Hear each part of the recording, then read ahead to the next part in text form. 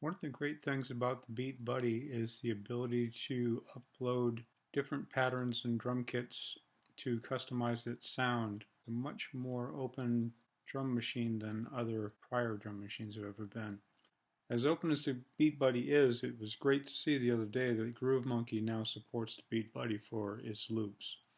I've got several packs of loops that I had purchased quite a while ago from Groove Monkee, and they've updated them now so that they'll work with the BeatBuddy. The different packages have a pretty substantial number of loops in them. One of the things I wanted to point out was when you look at getting free MIDIs especially, there is no standard for what drum kits should go to what instrument, as you've probably found out from looking at the board. What is kind of cool with Groove Monkee is that they have, for each of their packages, mapped it to a bunch of different drum players. So BeatBuddy is one of the most recent ones.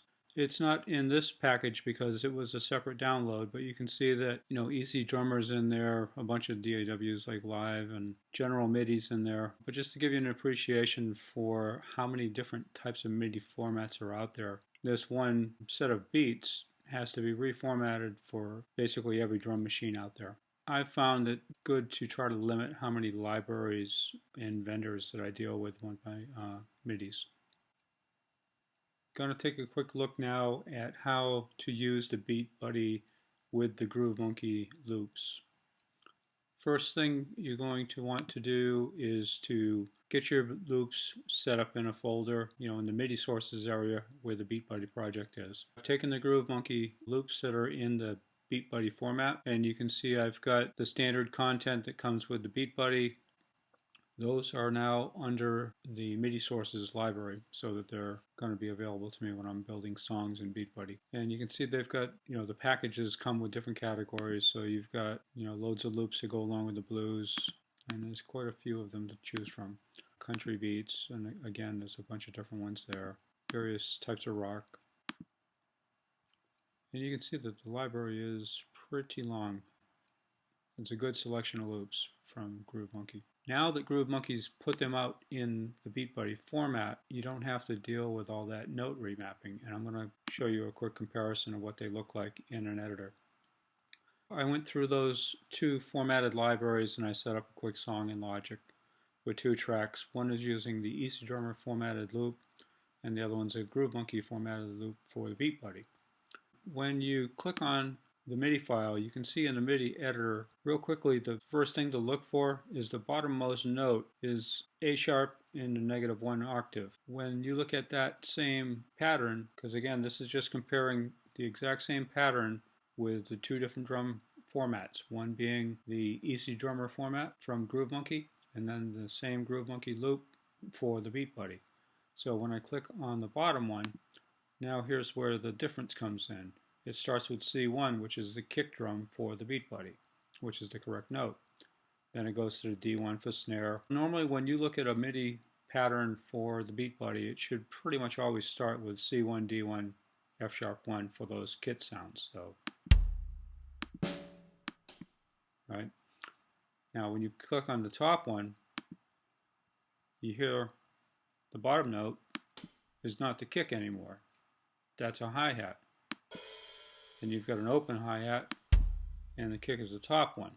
So you can see that if you start downloading a bunch of loops from all over the place, the general MIDI format might save you a little bit, but the toms and the cymbals and all those things are going to be all over the place. You look at comparing loops, you're probably going to be pretty quick to start looking for C1, D1, and then other drums above that for the kick and snare. This is a different loop. Again, same loop pattern, but it starts with different notes.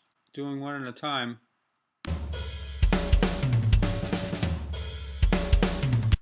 that was the EZDrummer sound. They sound the same. And the reason that that is in the tune track EZDrummer map.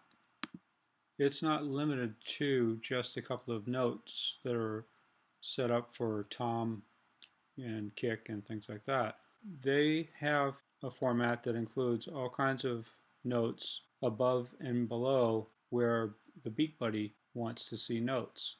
So again, if you try using straight tune track loops in the BeatBuddy, Without them being reformatted for the BeatBuddy, they're going to be all over the place. That will work when you're in EZDrummer, but when you go to the BeatBuddy, it's not going to work. So I'm going to show you that in a second. The same two files that I used for the BeatBuddy and the EZDrummer formatted loops, I've put into a folder, again in the MIDI sources area for the BeatBuddy. Also added them to a song in the BeatBuddy, one in each format for each song. I'm going to play them each one at a time, and you can hear the difference of the correctly formatted loop on the top versus the one on the bottom, which is in the EZDrummer format, which won't work on the BeatBuddy all the time. This was one fill.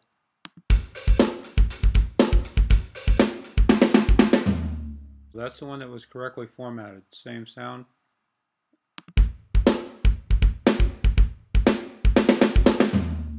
And you can hear the kit pieces missing on that. I'll do it again.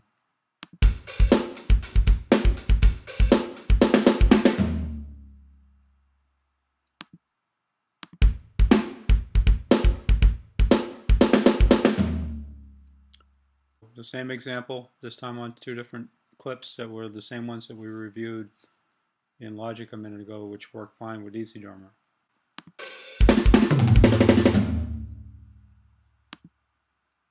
Now for the one that's in the EZDrummer format. You can hear it sounds close, but it's not the same.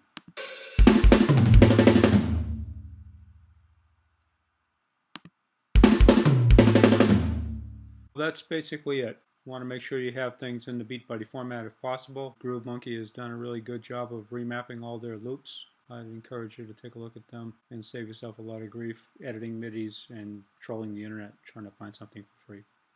Thanks.